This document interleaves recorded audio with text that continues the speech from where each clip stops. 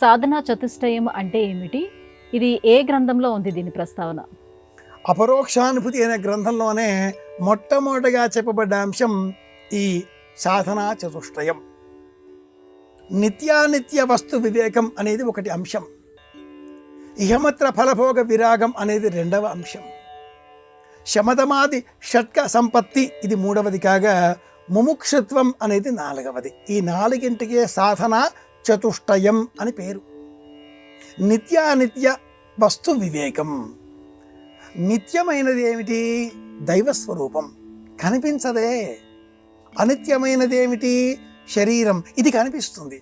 అనిత్యాని శరీరాన్ని, కనిపించేది ఏదైనా కూడా నశిస్తుంది. ఇది రెండవ సూత్రం ఇందులోనే. కనిపించని దైవం శాశ్వతం, కనిపించే దేహం అశాశ్వతం. ఈ వివేకం కలిగి ఉండడం నిత్యానిత్య వివేకం.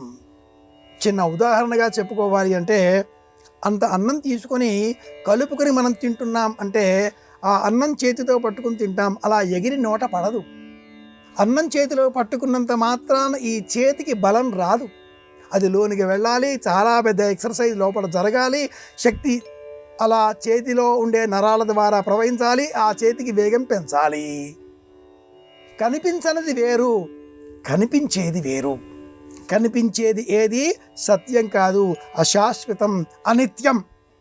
కనిపించనిది శాశ్వతం, అది నిత్యం, అది పరమాత్మ, ఇది దేహం. ఇది నిత్యానిత్య వివేకం కలిగి ఉండడం. ఇహముత్ర ఫలభోగం, రెండింటికంటే కూడా మించిన స్థితి. రెండేమిటి? నీది నాది అనే భావన. ఈ రెండింటికంటే కూడా మించిన భావన మనది అంటూ ఉంటారు పెద్దలు. అపజయం కలిగింది, కుంగిపోకూడదు.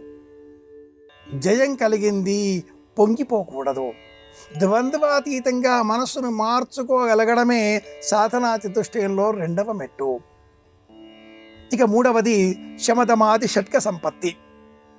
శమము, దమము, తితిక్ష, ఉపరతి, శ్రద్ధ, సమాధానం అనే ఆరింటికి శమదమాది షట్క సంపత్తి అంటుంది శాస్త్రం.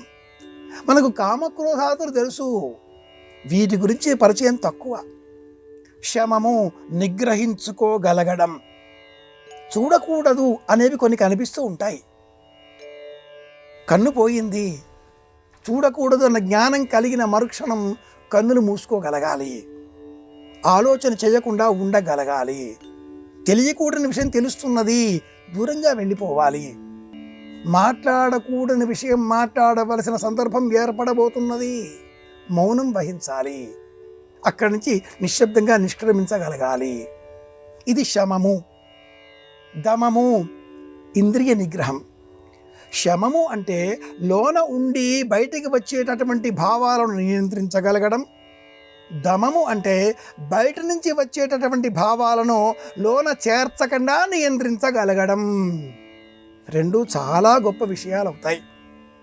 ఉపరతి అంటే కూడా రతము, ఆనందము.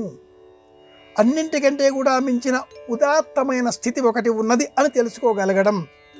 ఈ ఆరింటికంటే కూడా మించింది నాలుగవ సాధనా చతుష్టయం, అది ముముక్షుత్వం. బంధనాల నుంచి విముక్తి కావాలి అనే ఆలోచన కలవారికే ఇలాంటి వేదాంతం, వైరాగ్యం ఇవన్నీ కూడా ఏర్పడతాయి. ఏం జరిగినా మన మంచికే అనే ఆలోచన ఈ సాధనా చతుష్టయం ద్వారా మనం పొందగలుగుతాం.